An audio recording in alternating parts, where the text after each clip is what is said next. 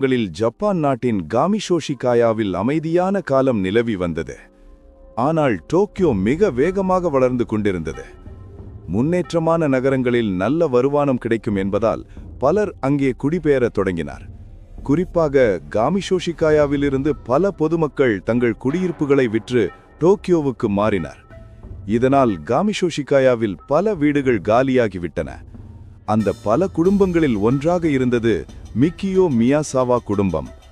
அவரும் தன் வீட்டை விற்று டோக்கியோவுக்கு குடிபெயர தயாராக இருந்தார். அப்படித்தான் ஒரு நாள் அவரது வீட்டில் ஒரு பயங்கரமான சம்பவம் நடந்தது.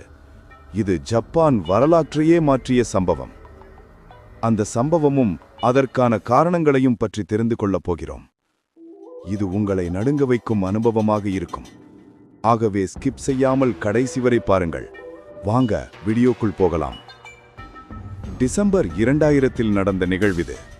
இதற்கு முன்பே சொன்னது போல காமிஷோஷிகாயாவில் இருந்த பலர் டோக்கியோவுக்கு மாற்றமாகிக் கொண்டிருந்தனர்.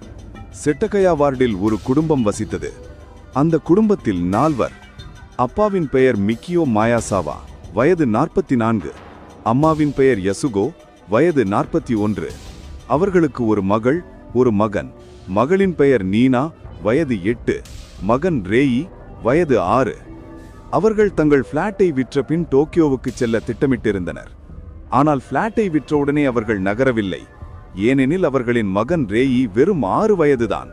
திடீரென புதிய இடத்துக்கு மாற்றுவது அவனின் மனநிலைக்கு பாதிப்பை உண்டாக்கலாம் என்பதால் அவர்கள் சிறிது காலம் அதே பிளாட்டில் தங்க முடிவு செய்தனர். அவ்வாறு நாள்கள் கடந்து 30 டிசம்பர் 2000 வந்தது. புதிய வருடம் வரும் நேரமாக இருந்ததால் அன்று காலை மிக்கியோவின் குடும்பம் கொண்டாட்டத்திற்கான பொருட்களை வாங்க ஷாப்பிங் மாலுக்கு சென்றது. இவர்கள் மாலை நேரத்திற்குள் வீட்டுக்கு திரும்பிவிட்டனர். அவர்கள் கொண்டாட்டத்திற்கான திட்டங்களை மகிழ்ச்சியாக செய்து கொண்டு இரவு உணவை முடித்தனர். உணவு முடிந்ததும் அவர்கள் அனைவரும் இரவு 10 மணிக்கு படுக்கைக்கு சென்று அமைதியாக உறங்கினர். அனைவரும் ஆழ்ந்த தூக்கத்தில் இருந்தாலும் மிக்கிக்கு மட்டும் தூக்கம் வரவில்லை. அவருக்கு சில வேலைகள் மீதமாக இருந்ததால் அவர் தரைத்தளத்துக்கு சென்று வேலை செய்யத் தொடங்கினார். நேரம் நகர்ந்து கடிகாரம் 11 மணியை காட்டியது.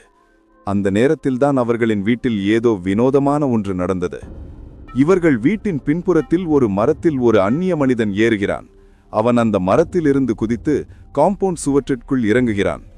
நிமிர்ந்து நின்று 2ஆம் மாடியில் உள்ள குளியலறை ஜன்னல் திறந்திருப்பதை அவன் கவனிக்கிறான். அவன் அந்த திறந்த ஜன்னல் வழியாக வீட்டுக்குள் செல்கிறான்.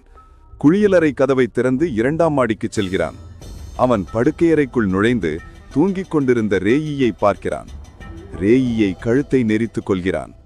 ரேயி போராடியதால் சிறிய ஓசை மட்டும் எழுகிறது.